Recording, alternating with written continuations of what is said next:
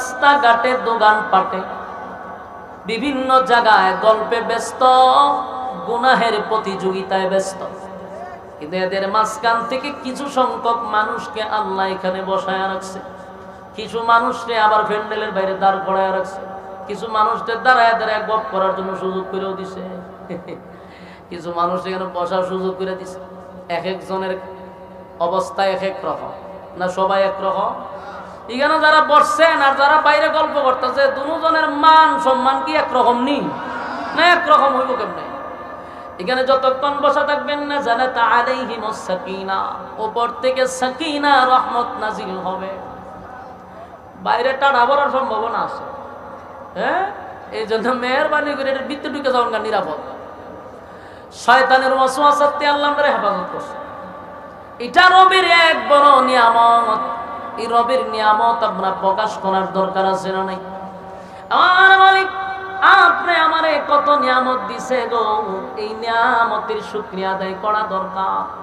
কোন নিয়ামত যদি না দেয়, একবার আপনার বডির দিকে তাকায়া দেখেন, আমার মালিক আপনি আমারে কত নিয়ামত দিছে। পা থেকে মাথা পর্যন্ত তাকায়া দেখেন। আপনাদের আশুগঞ্জে বাজারে গেলে দেখবেন মাঝে মধ্যে কিছু ভিক্ষুক আসে ভিক্ষা করার জন্য। অনেকের পা নাই, হাত নাই, চোখ নাই, দেখছেন নি? আছে। আপনি তাদেরকে 10 টাকা দেন, 20 টাকা দিয়ে চলে যান, কিন্তু মাঝে মধ্যে তাদের দিকে তাকাইয়াও বলবেন, আল্লাহ তারে 2টা চক্ষু দেও নাই, আমারে 2টা চক্ষু দিছ। তারে 2টা পা দেও নাই, আমারে 2টা পা দিছ। আল্লাহ অনেক মানুষ দেখছি গো, গইরাইয়া গইরাইয়া ভিক্ষা করে রে, হাত নাই, পাও নাই, মুখের মধ্যে কামড় দিয়া তার প্লেটটা দুইরা মানুষের কাছে নিয়ে যায়। এমন পরিস্থিতিতে মাত্র 10টা টাকা দিয়াই চলে যাব এমনটা নয়, মাঝে মধ্যে শুকরিয়া আদায় করো। তার জায়গা যদি আল্লাহ তোমারে ঢুকাইত, বলো সমাজের মানুষের কাছে তোমার আমার কোনো ইজ্জত থাকতো? এখন আপনি আমারে মানুষ দইরা সেলফি তুলে, মাঝে মধ্যে জড়াইয়া দইরা সেলফি তুলে, হোটেলে নিয়ে কফি খাওয়ায়, আমার সঙ্গে আপনার সঙ্গে সম্পর্ক করে, বন্ধুত্ব করে। যদি হাত না থাকতো, পা না থাকতো, বলুন আপনার কোনো বন্ধু থাকতো? ওই ভিক্ষুকের কোনো বন্ধু নাই। ওই ভিক্ষুককে নিয়ে কেউ সেলফি তুলে না, ওই ভিক্ষুকের সঙ্গে কেউ সম্পর্ক করে না। আমার আপনার সঙ্গে মানুষ এত সম্পর্ক করে, আমার আপনার সঙ্গে মানুষ ছবি তুলতে চায়। এর 1 নাম্বার কারণ হলো মালিক আমারে পা দিছে, হাত দিছে, চক্ষু দিছে, সুন্দর চেহারা দিছে। এই কারণে মানুষ আমারে মহব্বত করে, ভালোবাসে। যদি এই নিয়ামতগুলা না দিত রে, বলুন সমাজে কোনো দাম থাকত? কথা হইল না? দি ভালো মেয়ে বিয়া করতে পারতেন, ছোট মাইয়া বিয়া দিত, জামাইয়ের ভাও নাই, জামাইয়ের হাত নাই, কিন্তু জামাই চোখে দেখে না, ভালো জায়গায় বিবাহ করতে পারতেন না। তাহলে আল্লাহ বলেন, বন্ধু আপনার রব যা দিছে, আপনার রবের নিয়ামত প্রকাশ করো। আমি আপনি যে মালিকের পক্ষ থেকে যে নিয়ামত পাইছি, সেই নিয়ামতের শুকরিয়া আদায় করার দরকার আছে না? না, শুকরিয়া আদায় করতে হবে। মানুষের প্রতি তিরস্কার করা যাবে না, মানুষকে কষ্ট দিয়া, আঘাত দিয়া কথা বলা যাবে না। সে এক সময় আপনার সঙ্গে চলছে, এখন আপনি কোটি টাকার মালিক, তাই এখন আগের বন্ধুর সঙ্গে কথাও হয় না, তার বাপ বাইরে গেছে, কথা হয় না, টাকা বলা, এগুলো আমার মালিক বেজার হয়, তাই এটা আমাদের ভিতর থেকে সরাইতে হয়। আল্লাহ রাব্বুল আলামিন সূরা দোহার শেষে নসিহত করে, আর সূরা দোহার প্রথম থেকে নিয়ে শেষ পর্যন্ত বন্ধুরে শুধু খুশি করলো, বন্ধুরে খুশি করলো। যুবক ভাইরা আমার, এই সূরা দোহা নাজিল হয়েছে মূলত আমার নবীরে খুশি করার জন্য। অভিমান ভাঙায়। সম্মানিত শুধু আপনারা এই কথাগুলির উপরে, যেই কথাগুলি আমি বলছি, প্রত্যেকটা কথার উপরে বলনেওয়ালা সহ এবং শুননেওয়ালা উভয়কে আল্লাহ সহি আমল করার তৌফিক দান করুক, আমিন। কই কারা কারা রাজি আছেন? আত্মিল্লাহ দেখায় দেন। লিল্লাহে তাকবীর, লিল্লাহে তাকবীর। রাজি আছেন তো ইনশাআল্লাহ? রবের নিয়ামতের শুকরিয়া আদায় করবো তো ইনশাআল্লাহ। আল্লাহ বুঝার মানার তৌফিক দান করুক। সম্মানিত শুধু এশারের আজানের টাইম, এরপরে ইনশাআল্লাহ আজান হবে, নামাজ হবে। পরবর্তীতে বাংলাদেশের উল্লেখযোগ্য উলামায়ে কেরাম এখানে অবস্থান করবে। আমাদের সুলতানুল ওয়াইজিন আল্লামা খালেদ সাইফুল্লাহ সব আসতেছেন এবং মনিরুজ্জামান সাহেব উনিও আসতেছেন। আপনাদের এখানে আরো আছেন উবাইদুল্লাহ মাদানী সাহেব, আপনাদের এই আশুগঞ্জেরই। এরপরে আছেন ইউসুফ বিন ইকবাল, এই এখনকার যুবকদের মধ্যে একজন আইডল, চমৎকার আলোচনা করেন। আল্লাহ সবাইকে বুঝার কন্ডিশন ভালো না কেমন না, আমার শরীরের অবস্থা কি দেখা ভাই, এক তৈল অসুস্থ। আমি তো আপনারা বলছি আমার শরীরের কন্ডিশনটা ভালো না, কন্ডিশনটা তো ভালো না বেশি। কি গাইতাম বলছেন আমার গজল, আমি গজল নিয়ে চর্চা করি না তো, এই জন্য এগুলা মাথায় থাকে না। কি গাইতাম কই, সত্য কথা বলে যাই মন দিয়ে শোনেন সবাই, সত্য কথা বলে যাই মন দিয়ে শোনেন সবাই। এই সমাজের কোনো কাজে শান্তি তো ভাই মোটে নাই, এই সমাজের কোনো কাজে শান্তি তো ভাই মোটে নাই। অফিস আদালতে বাইরে ঘুষ বিনা চলে না কাম, ঘুষ পাইলে সব সারেরা বলে না সে নইল কাম। ঘুষ না দিলে আদালতে বাইরে, ঘুষ না দিলে আদালতে মেলে না গরিবের ঠাই। এই সমাজের কোনো কাজে, এই সমাজের কোনো কাজে শান্তি তো ভাই মোটে নাই, এই সমাজের কোনো কাজে শান্তি তো ভাই মোটে নাই। নামদারি থেকে মুসলমান নামাজ রোজা ছাড়িয়া, খাজা বাবার নামে গান গায় ঢোল তবলা বাজাইয়া। নামদারি থেকে মুসলমান নামাজ রোজা ছাড়িয়া, খাজা বাবার নামে গান গায় ঢোল তবলা বাজাইয়া। আরে গঞ্জার কুলকে টান মারিয়া, আবার গঞ্জার কুলকে টান মারিয়া খাজা বাবার শান দেখায়। কেউ ভাই আবার নবী দাবি করে ইমানটা হারায়, কেউ ভাই আবার নবী দাবি করে ইমানটা হারায়। সত্য কথা বলে যাই মন দিয়ে শোনেন সবাই, এই সমাজের কোনো কাজে শান্তি তো। আদায় করছি যে রব্বে করিম আমাদেরকে দুনিয়ার সমস্ত ফিতনাত থেকে হেফাজত করে দ্বীনি এক মজলিসে আলেমদের সহবতে আসার বসার তৌফিক দান করছেন। শুকরিয়া আদায় করছি আলহামদুলিল্লাহ। লক্ষ কোটি দুরুদ এবং সালাম আল্লাহর সৃষ্টির প্রধান আকর্ষণ জনাবে মুহাম্মদুর রাসূলুল্লাহ সাল্লাল্লাহু আলাইহি ওয়াসাল্লাম। সম্মানিত সুধী, রাস্তাঘাটে দোকানপাটে অনর্থক যারা সময় নষ্ট করতেছেন, বিনয়ের সাথে বলিব ফ্যান্ডেলে বসে যাই। রাস্তাঘাটে দাঁড়িয়ে গল্প না করে আমরা যদি ফ্যান্ডেলে বসে যাই, বলনেওয়ালারও কথা বলার আগ্রহ তৈরি হইতো। এই জন্য মেহেরবানি করে আমরা বিচ্ছিন্ন না থেকে, বেহুদা সময় নষ্ট না করে ফ্যান্ডেলটার ভিতরে বসি। যতক্ষণ বসব উপর থেকে সাকিনা রহমত নাজিল হবে এবং গুণামুক্ত এক পরিবেশ, আলেমদের সহবতে বসছি। মেহেরবানি করে আমরা এদিক সেদিক ঘোরাফেরা না করি, ফ্যান্ডেলের ভিতরে বসে যাই। সময় খুব অল্প, এশার পর্যন্ত একেবারেই অল্প সময়। আপনারা আসবেন, বসবেন, প্রস্তুতি নিতে নিতে আমার বয়ান শেষ। এজন্য যারাই বাউন্ডারির ভিতরে আছেন ফ্যান্ডেলে বসে যান। আপনারা এইভাবে সরায় সিটায় দাঁড়ায় থাকলে যিনি কথা বলবে তারও তো আগ্রহ জন্মাবে না। এই জন্য আমরা যদি বসে যাই, কথা বলারও আগ্রহ তৈরি হবে, কথা গুছালো হবে। এলোমেলো থাকলে বলনেওয়ালারও কথা গুছালো হয় না, কথা এলোমেলো হয়। আমরা মেহেরবানি করে শীষ কমান মেহেরবানি করে আমরা ফ্যান্ডেলে চলে আসি। আমি আপনাদের সামনে সূরা দোহা তেলাওয়াত করছি। যেহেতু সংক্ষিপ্ত সময়, ভূমিকা না দিয়ে সরাসরি আলোচনায় ঢুকে যাই। এই সূরা নাজিল করার মূল কারণ হলো আল্লাহর রাসূল সাল্লাল্লাহু আলাইহি ওয়াসাল্লামকে সান্ত্বনা দেওয়ার জন্য, খুশি করার জন্য। রাসূলকে আল্লাহ সান্ত্বনা দিছে, অভিমান ভাঙাইছে, বন্ধুরে বন্ধু খুশি করছে। অনেক সময় বেশি মহব্বতের মধ্যে মাঝে মধ্যে অভিমান হয়। এই অভিমানটুকু আল্লাহ বন্ধুরে বাঙাইয়া দিছে।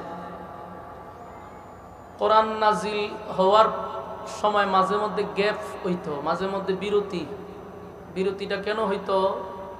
এটা লোড রাসূল সহ্য করতে পারতেন না, মাঝে মধ্যে অসুস্থ হয়ে যেত।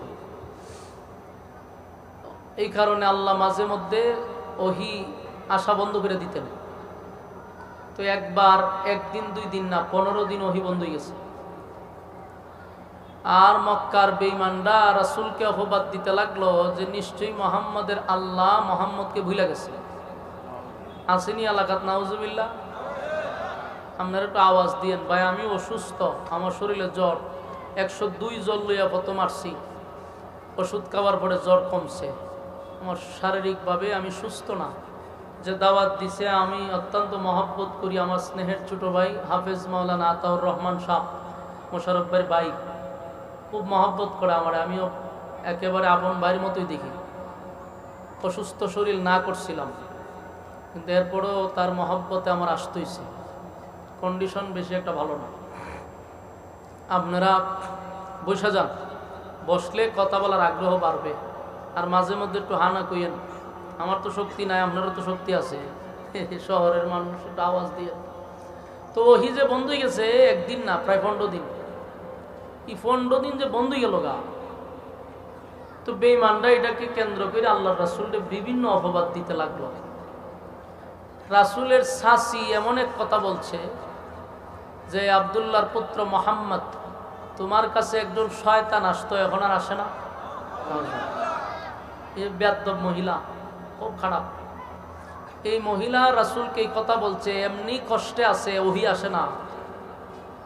আবার এমন কিছু কথা বলছে রাসূলের কলিজায় লাগছে। গ্রামে গঞ্জে দোকানপাটে বিভিন্ন জায়গায় নবীর বিরুদ্ধে মানুষ সমালোচনা করতেছে, দেখছ ওহী আসা বন্ধ হয়ে গেছে। রাসূল একটা সময় নিজেও এই বিষয়টা নিয়ে খুব ব্যথায় ব্যথিত, বারবার আসমানের দিকে তাকায় থাকত। কোন সময় জিবরাইল আইব এই আশায় ছায়া থাকত। জিবরাইল তো আসে না, 15 দিন হয়ে গেছে। রাসূল এক সময় নিজেও বলতেছে, আল্লাহ আপনি কি আমার সত্যি ভুলে গেছেন? আপনি কি আমার ভুলেই গেছেন? অনেক সময় বেশি মহব্বতের মাঝখানে এরকম কথা বলা হয়, তো কেউ ভুলে গেছেন নাকি? আল্লাহর রাসূল নিজেও বলতেছে, আল্লাহ আপনি কি আমার ভুলে গেছেন? মানুষ যে বলে আপনি আমার ভুলে গেছেন, আমি কি অপরাধ করছি যে আপনি ওহী বন্ধ করে দিচ্ছেন, তাও একদিন না 15 দিন। আর মক্কার মানুষ এটাকে কেন্দ্র করে আমার কত সমালোচনা, কত গালমন্দ করতেছে। নবী কান্না শুরু করছে। প্রতিদিন রাসূল কাঁদতেন আর আসমানের দিকে তাকায়া থাকতেন। তো একদিন জিবরাইল আলাইহিস সালাতু ওয়াস সালাম রাসূলের কাছে পদার্পণ করছে। আল্লাহর রাসূল দৌড়ায় গেছে জিবরাইলের কাছে। আরে জিবরাইল, এতদিন কোথায় আসলা? কেন আসো নাই? চতুর্দিক দিয়ে আমার সমালোচনা হয়, তুমি আসো নাই কেন? আমার আল্লাহ কি আমার সত্যি ভুলে গেছে? তখনই সূরা দুহা নাজিল হয়। দেখেন সুবহানাল্লাহ আসেনি? আশুগঞ্জের বেড়াইন তো শিখাই তুইব, মানে কোন সময় সুবহানাল্লাহ কেমন লাগে। কপাল খারাপ হইলে যাওয়া বন বয়ে জানে ভিতরে ঢুকে যান না। অনেকে বইয়া বইয়া চিন্তা করতেছে যে বক্তার একটু টেস্ট করে লো, এরপরে ঢুকুম। খারিয়া আমার একটু টেস্ট করতেছে, কেউ খারিয়া দেহে, কেউ বাচ্চা পরে ঢুকুম না, কিতাব ওয়াজ করে আগে হইনা লো। কারণ আমি তো সাইজে ছুটু, ফাল্লাত মাপলে 60 কেজির উপরে কোনো সময় হয়েছি না। কেমনে কোন চাই না আমার টেস্ট করতো না, কিতাব করতো বয়ে যান গা। আল্লাহ রাসূল সাল্লাল্লাহু আলাইহি ওয়াসাল্লাম জিবরাইলের জিগায়, কি আল্লাহ কি আমারে ভুলে গেছে? শিশটা দেখেন আপনারা, মাত্র নয়েজটা বন্ধ করেন, নয়েজ একটা টিং টিং করে, এটা বন্ধ করেন। হ্যাঁ, এটা বন্ধ করে দিলে ঠিক আছে। এখন শিশটা দেখ, আল্লাহ রাসূল সাল্লাল্লাহু আলাইহি ওয়াসাল্লাম জিবরাইলের দিকে দৌড়ায় গেছে, কেন আসলা না? আমারে কেন এত খান্দাইল? তো আল্লাহ সূরা দুহা নাজিল কইরা বন্ধুরে অভিমান ভাঙাইছে। রাসূলের যত প্রশ্ন ছিল সব আল্লাহ উত্তর দিয়া দিছে। এবং এই সূরাটা আপনি একটু খেয়াল করবেন অর্থের দিকে, সরল তর্জমাটা শুনবেন। প্রতিটা আয়াতের অর্থগুলা দেখবেন খালি নবীরে খুশি করতেছে। প্রতিটা আয়াতে আয়াতে খালি নবীর আল্লাহ খুশি করলো। আল্লাহ সূরা নাজিল কইরই দুইটা কসম করছে। যখন কয়টা? দুইটা কসম করছে। প্রথম কসম করে ওয়াদ-দুহা ওয়াল-লাইলি ইযা সাজা, ওয়াদ-দুহা দিনের আলুর কসম, দিনের আলুর কসম, দিনের আলুর কসম। ওয়াল-লাইলি ইযা সাজা রাতের অন্ধকারের কসম। একটা দিনের আলুর কসম আর একটা রাতের অন্ধকারের কসম। কিন্তু এই ওয়াদ-দুহার আরেকটা ব্যাখ্যা করছেন, এই ওয়াদ-দুহার আরেকটা ব্যাখ্যা করছে, ওয়াল-লাইলি ইযা সাজার আরেকটা ব্যাখ্যা করছে। একটা হলো ওয়াদ-দুহা নবী আপনার সুন্দর চেহারার কসম, ওয়াল-লাইলি ইযা সাজা নবী আপনার সুন্দর কালো চুলের কসম। তাহলে আমার আল্লাহ নবীর সুন্দর চেহারার কসম করলো রে, আমার নবীর চুলের কসম করলো। দুইটা কসম করে বন্ধুরে আল্লাহ বোঝায়, মা ওয়াদ্দাআকা রাব্বুকা ওয়া মা ক্বালা। দুই কসম করে রব্বে কারীম বলেন, বন্ধু আপনার রব আপনারে ভুলে নাই, ভুলে না। সুবহানাল্লাহ। দেখেন নবী বলছে, মালিক আপনি কি আমারে ভুইলা গেলেন? আল্লাহ কয় দিনের কসম, রাতের কসম, দিনের আলোর কসম, রাতের অন্ধকারের কসম, আপনার সুন্দর উজ্জ্বল চেহারার কসম, আপনার কালো চুলের কসম। মা ওয়াদ্দাআকা রাব্বুকা ওয়া মা ক্বালা, আপনার রব আপনারে ভুলে না। আমার মালিক বন্ধু রে বন্ধু খুশি করতেছে প্রতিটা আয়াতে আয়াতে, যেন এই সূরাটা আমার নবীর জন্য আল্লাহ নাজিলি করছে, বন্ধুরে খুশি করার জন্য, বন্ধুর অভিমান ভাঙানোর জন্য। আল্লাহ বলেন, বন্ধু আমি আপনারে ভুলি নাই। কেন বলবো বন্ধু আপনারে আমি কেন বলবো? মা ওয়াদ্দাআকা রাব্বুকা ওয়া মা ক্বালা, আপনার রব আপনার প্রতি অসন্তুষ্ট হয় নাই। সুবহানাল্লাহ। এরপর আল্লাহ বলেন, ওয়ালাল আখিরাতু খায়রুল লাকা মিনাল উলা। আল্লাহ বলেন, ওয়ালাল আখিরাতু খায়রুল লাকা মিনাল উলা।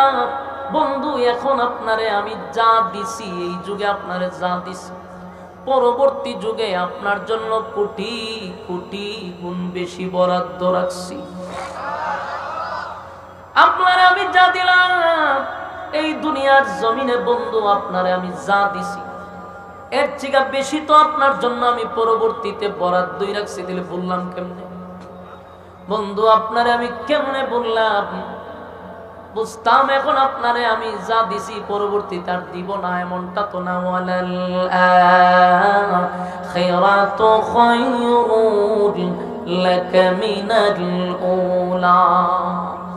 বন্ধু এর থেকে বেশি আপনার জন্য বরাদ্দ রাখছি গো। না বন্ধু বলি নাই, মা ওয়াদ্দাআকা রাব্বুকা ওয়া মা ক্বালা, আপনার রব যে আপনার প্রতি অসন্তুষ্ট হয় নাই, আগে যেমন ছিল এখন এমনই আছে, ভবিষ্যতেও আপনার প্রতি মহব্বত আরো বাড়বে। ভুলি নাই। আপনি মন খারাপ করবেন না, কসম করে বললাম বন্ধু, দুইটা কসম আপনার আমি বলছি না। ওয়ালাল আখিরাতু খায়রুল লাকা মিনাল উলা, যা দিছি এর থেকে বেশি দিব, এতে কোনো সন্দেহ নাই। আল্লাহ বলেন বন্ধু এখানেই তো শেষ না। এরপর আল্লাহ বলেন, ওয়ালা সাউফা ইউতিকা রাব্বুকা ফাতারদা। এরপরে রব্বে কারীম বলেন, শীঘ্রই অচিরেই শীঘ্রই আমি আপনাকে খুশি করব, খুশি করব, খুশি করব। সুবহানাল্লাহ। দেখেন তো আয়াতের দিকে খেয়াল করে, প্রথম দুইটা কসম, ওয়াদ-দুহা দিনের আলোর কসম, ওয়াল-লাইলি ইজা সাজা রাতের অন্ধকারের কসম। এই দুইটা আয়াত দিয়া নবীরে আল্লাহ ঘোষণা দিলেন, কসম কইরা বললাম, মা ওয়াদ্দাকা রাব্বুকা ওয়া মা ক্বালা, আপনার রব আপনারে ভুলে না। ওয়ালাল আখিরাতু খায়রুন লাকা মিনাল উলা ওয়ালাসাউফা ইউতিকা রাব্বুকা ফাতারদা। আল্লাহ বলেন, ওয়ালাল আখিরাতু খায়রুন লাকা মিনাল উলা, যা দিছি এর থেকে বেশি সামনে দিব। আর অচিরে আপনার আমি খুশি করতেছি। অচিরেই মানে ওয়ালা সাউফা ইউতিকা রাব্বুকা ফাতারদা, অচিরেই নবীরে খুশি করো। এটা কেন বললেন? তাফসীর কারকরা বলেন, হইতে পারে আল্লাহর নবীকে আল্লাহ মক্কা বিজয়ের ইঙ্গিত দান করছে, হতে পারে মেরাজে 7 আসমানে টপকায় নিবে সেটার ইঙ্গিত করতে পারে। তাই তো মালিক বলেন, وَلَسَوْفَ يُعْطِيكَ رَبُّكَ فَتَرْضَى। বলো, আপনারে আমি খুশি করব গো, অচিরেই আপনারে খুশি করব। সূরা দুহা নাজিল করিয়া বন্ধুরে বন্ধু খুশি করতেছে। এরপরে শেষ নয়, বন্ধুরে আরো খুশি করে। অতীতের কিছু কথা বন্ধুরে স্মরণ করে বলে, আলাম ইয়াজিদকা ইয়াতীমান ফাআওয়া, আপনি কি ইতিম ছিলেন না বন্ধু? আপনি তো ইতিম ছিলেন, আমি আল্লাহ কি আপনাকে আশ্রয় দেই নাই? এখানের বিষয়গুলো একটু বোঝার চেষ্টা করেন। মাঝে মধ্যে যদি দেখেন, অনেক সময় আমাদের বন্ধু বান্ধবের মধ্যে যদি আমরা মাঝে মধ্যে একটু অভিমান হয়, আমরাও তার পিছনের কথা বললে একটু খুঁটা দেই, ঠিক নেই? আমার কথা কি বুঝতেছেন? খুঁটা কেমন? বলে, তুই যে বললি বন্ধু তোরে ভুইলা গেছে, তুই যে বিপদে পড়ছিলি তোরে কি উদ্ধার করি নাই, তুই ব্যবসায় মার খাইছ তোরে কি টাকা দেই নাই, এই তোর পাশে কি আমি দাঁড়াই নাই, তুই কি ভুইলা গেছস? তুই অমুক সময় বিপদে পড়ছিলি, আমি তোর কাছে দৌড়াইয়া গেছিলাম। এগুলা বইলা বইলা বন্ধুরে বোঝায় যে বন্ধু আগেও ছিলাম এখনো আছি। পিছনের কথাগুলি বইলা স্মরণ করে দেয়, আমি বন্ধু তোমারে বলছি না তুমি এতিম ছিলা, আমি কি তোমারে বন্ধু আশ্রয় দেয় নাই? আমার নবী এতিম ছিল, আমার আল্লাহ আশ্রয় দিছে। এই কথাটা আল্লাহ বলেন, আলাম ইয়াজিদকা ইয়াতীমান ফাআওয়া, আমি আপনাকে এতিম অবস্থায় পেয়েছিলাম বন্ধু, আপনাকে আমি আশ্রয় দিছি। এরপর আল্লাহ বলেন, ওয়াজাদাকা দাল্লান ফাহাদা, আপনাকে আমি কি পথ দেখাই নাই? আপনি পথ হারা অবস্থায় ছিলেন, আমি আল্লাহ আপনার পথ দেখাইয়া দিছি। এই পথ হারা অবস্থায় কি বুঝাইলেন? তার মানে হলো ইয়েতিম যারা হয় রে, যাদের মা নাই বাবা নাই, যাদের কেউ নাই, তারা পথভ্রষ্ট হয়ে যায়, তারা টোকাই হয়ে যায়, তারা অনাথ হয়ে যায়। কিন্তু আল্লাহ কয়, বন্ধু ওই সময় আপনার পাশে ছিলাম, আপনাকে আমি পথ হারা হইতে দেই নাই, আপনার আমি পথ দেখাইয়া দিছি। বন্ধু এতিম ছিলেন, আশ্রয় দিছি, পথ হারা হইতে দেই না, আপনার সাথে ছিলাম। সুবহানাল্লাহ। আমি এতিম ছিল গো, কিন্তু আমার মালিক আমার আল্লাহ ওনার আশ্রয় দিল, পথ হারা হইতে দেয় নাই, পথ দেখাইয়া দিল। এরপর আল্লাহ বলেন, ওয়াজাদাকা আইলান ফাআগনা, এ আয়াতে বলেন আপনি নিঃস্ব ছিলেন, মানে গরিব ছিলেন, আমি মালিক আপনারে কিন্তু ধনী বানায়া দিছি। আপনি বাড়িতে গিয়া সুবহানাল্লাহ কইবার সিদ্ধান্ত নিছে। নবী গরিব ছিল রে, আমার আল্লাহ কি বানাইছে? আরো জোরে কই, আরেকবার কই। এটা মনে হইতেছে আপনারা 50 বার জপাইতাম, কারণ এই ওয়াজ বড় কঠিন। কারণ গরিবের ওয়াজ শুনছেন, কিন্তু নবী ধনী ওয়াজ আপনারা শুনেন না। আমরার হুজুররা এই ওয়াজ করেও না, খালি হয় নবীর পেটে পাথর। নবী পেটে পাথর ছিল, গরিব ছিল। এই ওয়াজ শতাব্দীর পর শতাব্দী করতে করতে নাস্তিক পাড়া এটা মগস্থ, সুশীল সমাজরার কাছে মগস্থ। সবাই জানে ইসলাম মানে গরিব। ভাই মাইন্না নিলাম তো, ওয়াজাদাকা আইলান ফাগনা, এই আয়াতের ব্যাখ্যার শেষেটা দেখেন না, আল্লাহ কি করে ধনী বানাই দিছি আপনারে। তার মানে নবী গরিব ছিল, ধনী বানাইছে। তো ধনী শব্দটা তো উল্লেখ করছে, তার মানে যারা কোন বলে নবী ধনীও ছিল। আপনি খালি দি পেটে ভাত তুলে বইরিছ, আমি বুঝা পাই না। এই যে পেটে ভাতের ওয়াজ, এটা তো সত্য মানলাম, তো ফোরের ফিসটা পড়তেন না, নবী যে ধনী হয়েছে। তেতে ক্ষতিটা কি হয়েছে জানেনি? পেটে ভাতের ওয়াজের ক্ষতিটা আমি আপনারা বলি। বছরের পর বছর, যুগের পর যুগ, যুগের পর যুগ নবী গরিব ছিল, পেটে ভাত্তর ছিল। ফোরের জায়গাটার পরে না নবী ধনী ছিল। আল্লাহ কইতে যে আপনি গরিব ছিলেন, ধনী বানাইছি। কিন্তু গরিবের ওয়াজ করে কি হয়েছে? পুরা সুশীল সমাজের কানে মগস্থ, নাস্তিক পাড়ায় মগস্থ।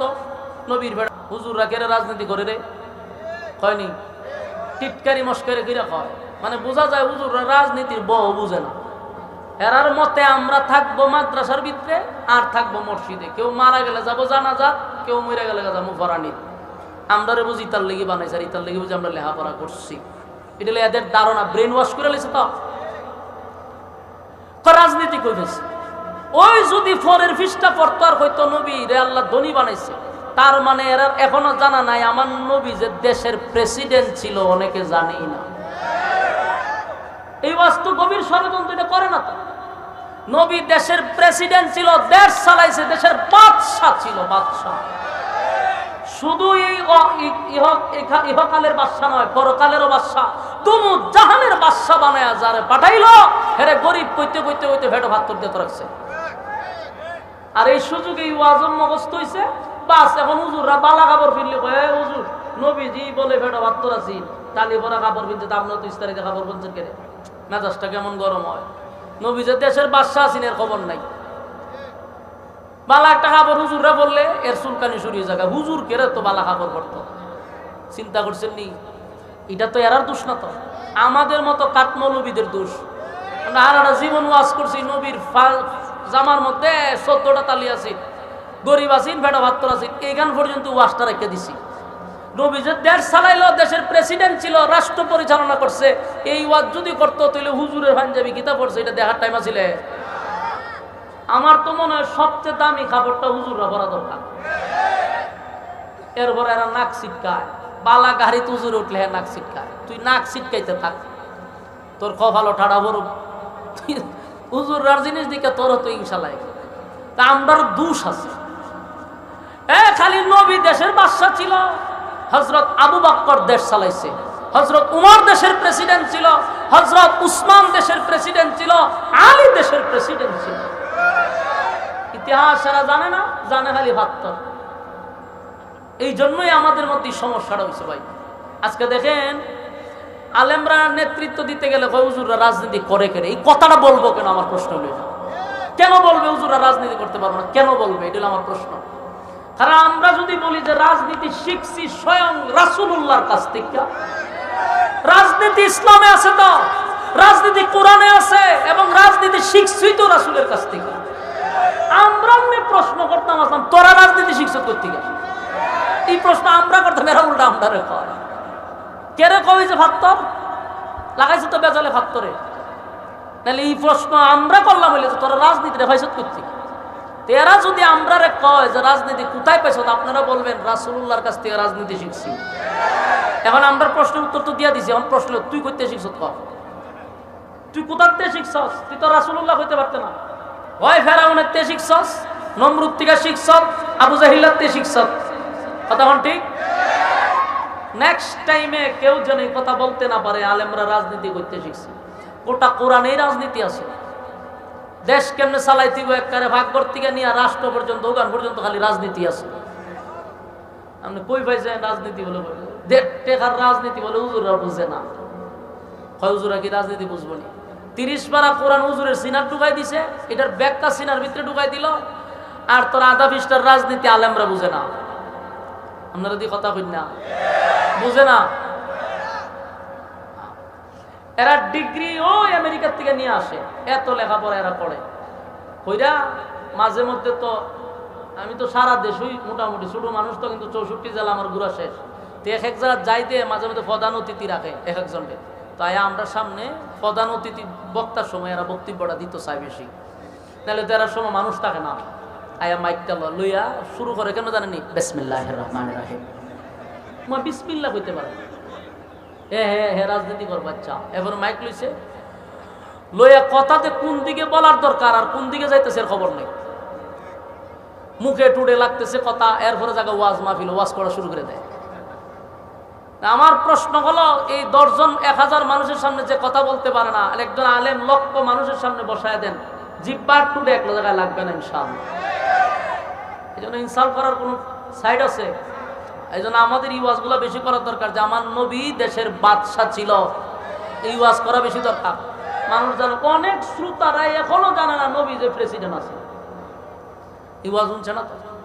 এই জন্য আল্লাহ বলেন, ওয়াজাদাকা আইলান ফাআগনা। আপনি গরীব ছিলেন, বন্ধু আপনি নিঃস্ব ছিলেন, আমি আল্লাহ আপনাকে নবীর আল্লাহ ধনী বানাইছে। আমার যুবক ভাইরা, একটা উদাহরণ দিই। মনে করুন এই যুগে যদি আল্লাহ রাসূল থাকতো, এখন যদি থাকতো, একটা কথা বলতেছে, সবচেয়ে দামি গাড়িটা কে চালাইতো? আমার রাসূল চালাইতো। এখন আপনি কবেন এটা কেন বলছেন? আমরা কিনা দিতাম সবাই মিলে, কথা কই না দি। সারা পৃথিবীতে নবীর উম্মত স্বর্ণদা নবীরে গাড়ি বানাই দিত, স্বর্ণ দিয়া। ইসলাম ধরে কই নিচে চিন্তা করছে? আজকে ইঞ্জিনিয়ারের ফলাফল মাদ্রাসা দিতে চায় না, কয় হুজুররা মানুষের বাইত খায়। এই সাইট আমাদের বন্ধ করতে হবে। আলহামদুলিল্লাহ অলরেডি তো উঠে গেছে। এখন স্পেশাল মাদ্রাসাগুলি দেখছেন নি, এখন আস্তে আস্তে উন্নতি হয়েছে, এখন পড়ার মান বাড়ছে সর্বদিক দিয়া। এখন মাদ্রাসার ছাত্র সর্বদিক দিয়া মেধাবী। এখন আস্তে আস্তে আমরা আলেমরা আপডেট হয়েছে। আর কিছু কিছু লোক ইসলামটাকে একবারে নিচে লইয়া গেছে। আমি তো এটা বলি যে রাসূল থাকলে স্বর্ণের গাড়ি চালাইতো আল্লাহর রাসূল, তুই ইসলামটা এত ছোট করস কা? মাঝে মধ্যে এক বক্তারে আমরা এই যে সাজিদ সাহেব হুজুর সম্মানকে আল্লাহ কম দিছে, কথা কই না দি। তুই উনার যদি এত সম্মান হয়, আমার রাসূলের সম্মানটা কি হইলে? সুবহানাল্লাহ, সুবহানাল্লাহ।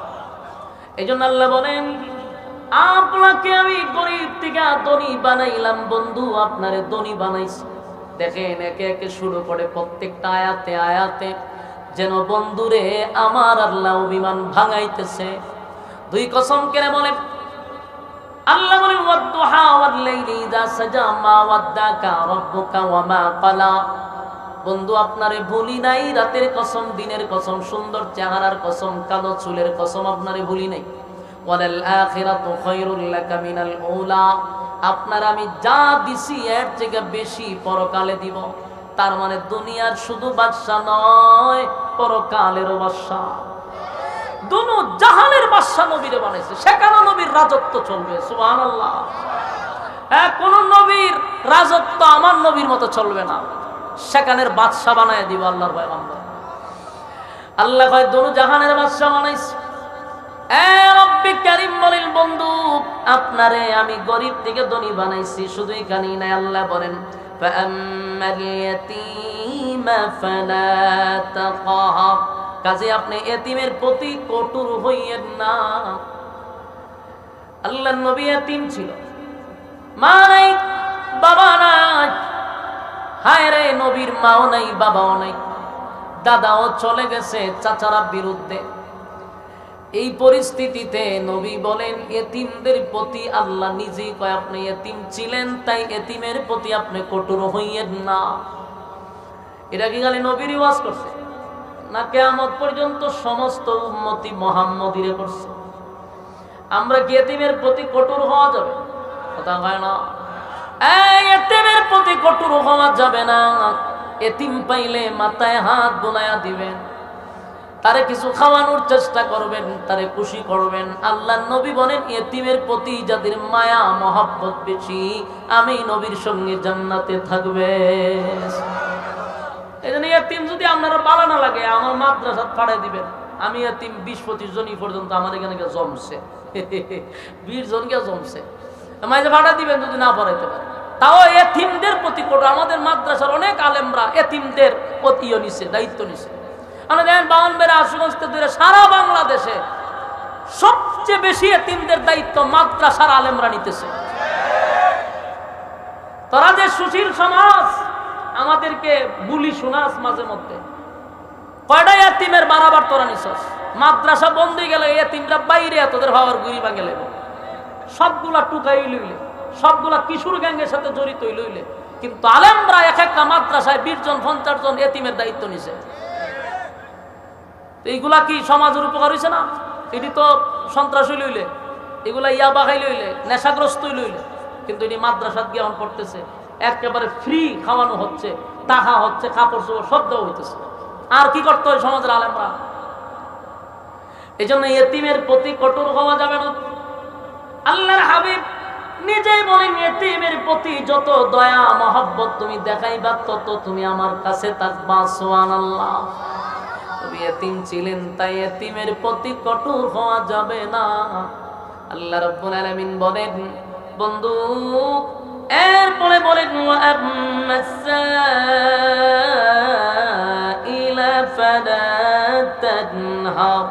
এবং প্রার্থীদের সাথে তিরস্কার করবেন না। মানে আপনি চলাফেরা করেন, আপনার সমবয়সী, আপনার বন্ধু বান্ধব, এদের সঙ্গে তিরস্কার করা যাবে না।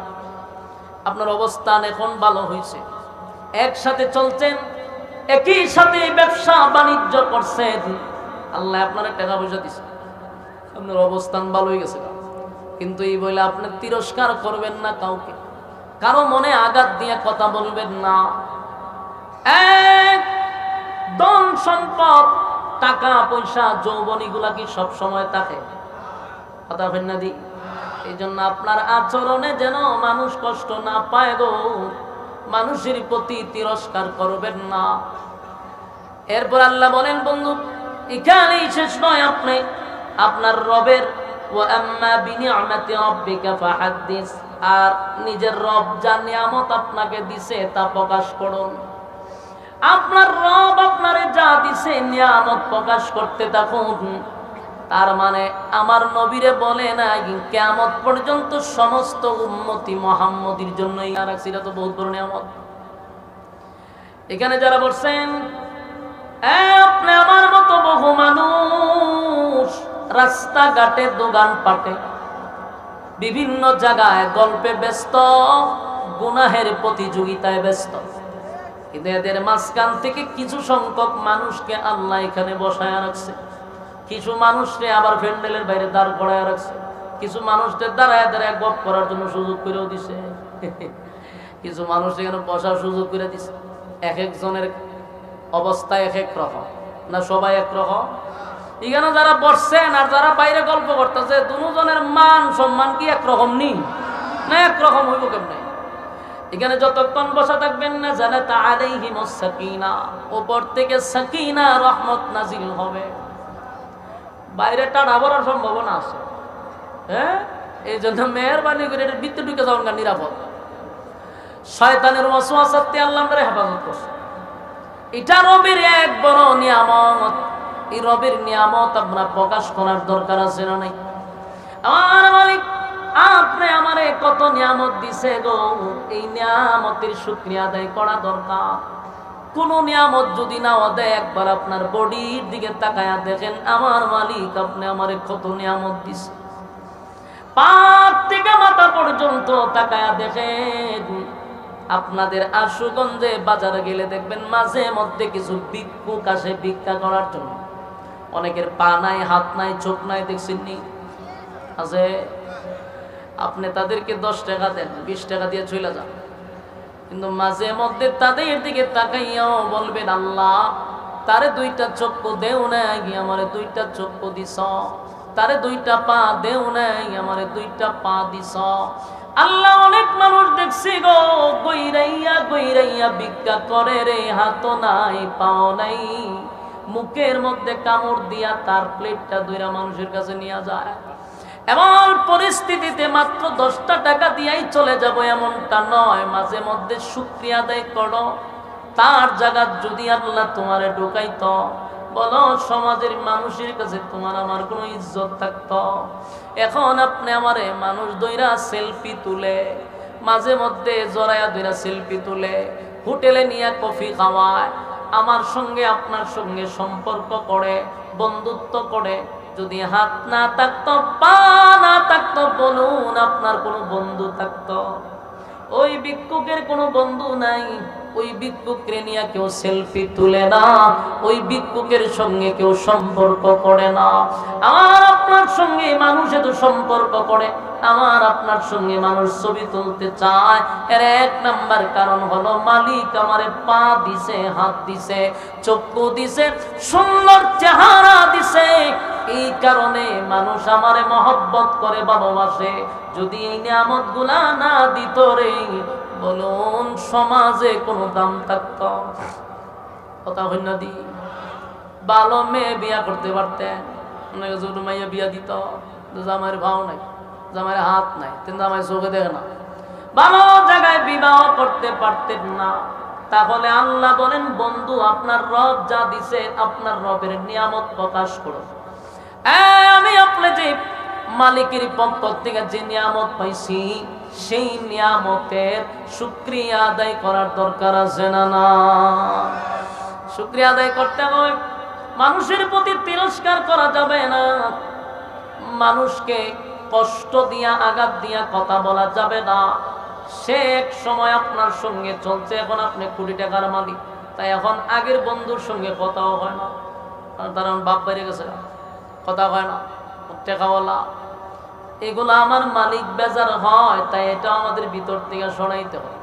আল্লাহ রাব্বুল আলামিন সূরা দোহার শেষে নসিহত করে, আর সূরা দোহার প্রথম থেকে নিয়ে শেষ পর্যন্ত বন্ধুরে শুধু খুশি করলো, বন্ধুরে খুশি করলো।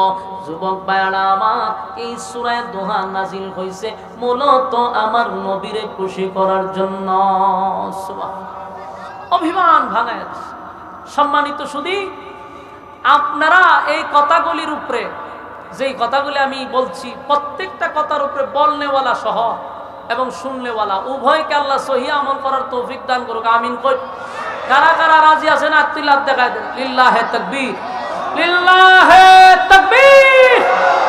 রাজি আছেন ইনশাআল্লাহ? রবের নিয়ামতের শুকরিয়া আদায় করবো তো ইনশাআল্লাহ। আল্লাহ বুঝার মানার তৌফিক দান করুক। সম্মানিত সুধী, এশারের আজানের টাইম, এরপরে ইনশাআল্লাহ আজান হবে, নামাজ হবে। পরবর্তীতে বাংলাদেশের উল্লেখযোগ্য উলামায়ে কেরাম এখানে অবস্থান করবে। আমাদের সুলতানুল ওয়াইজিন আল্লামা খালেদ সাইফুল্লাহ সব আসতেছেন, এবং মনিরুজ্জামান সাহেব উনিও আসতেছেন। আপনাদের এখানে আরো আছেন উবাইদুল্লাহ মাদানী সাহেব, আপনাদের এই আশুগঞ্জেরই। এরপরে আছেন ইউসুফ বিন ইকবাল, এই এখনকার যুবকদের মধ্যে একজন আইডল, চমৎকার আলোচনা করেন। আল্লাহ সবাইকে বুঝার। কন্ডিশন ভালো না, কেমন না আমার শরীরের অবস্থা কি থাকে ভাই, এক তৈল অসুস্থ। আমি তো আপনারা বলছি আমার শরীরের কন্ডিশনটা ভালো না, কন্ডিশনটা তো ভালো না বেশি। কি গাইতাম বলছেন আমার গজল, আমি গজল নিয়ে চর্চা করি না, তো এই জন্য এগুলা মাথায় থাকে না। কি গাইতাম কই, সত্য কথা বলে যাই, মন দিয়ে শোনেন সবাই। সত্য কথা বলে যাই, মন দিয়ে শোনেন সবাই। এই সমাজের কোনো কাজে শান্তি তো ভাই মোটে নাই, এই সমাজের কোনো কাজে শান্তি তো ভাই মোটে নাই। অফিস আদালতে বাইরে ঘুষ বিনা চলে না কাম, ঘুষ পাইলে সব সারেরা বলে না সে নইল কাম। ঘুষ না দিলে আদালতে বাইরে, ঘুষ না দিলে আদালতে মেলে না গরিবের ঠাই। এই সমাজের কোনো কাজে, এই সমাজের কোনো কাজে শান্তি তো ভাই মোটে নাই, এই সমাজের কোনো কাজে শান্তি তো ভাই মোটে নাই। নামদারি থেকে মুসলমান নামাজ রোজা ছাড়িয়া খাজা বাবার নামে গান গায় ঢোল তবলা বাজাইয়া। নামদারি থেকে মুসলমান নামাজ রোজা ছাড়িয়া খাজা বাবার নামে গান গায় ঢোল তবলা বাজাইয়া। আরে গঞ্জার কুলকে টান মারিয়া, আবার গঞ্জার কুলকে টান মারিয়া খাজা বাবার শান দেখায়। কেউ ভাই আবার নবী দাবি করে ঈমানটা হারায়, কেউ ভাই আবার নবী দাবি করে ঈমানটা হারায়। সত্য কথা বলে যাই মন দিয়ে শুনেন সবাই, এই সমাজের কোনো কাজে শান্তি তো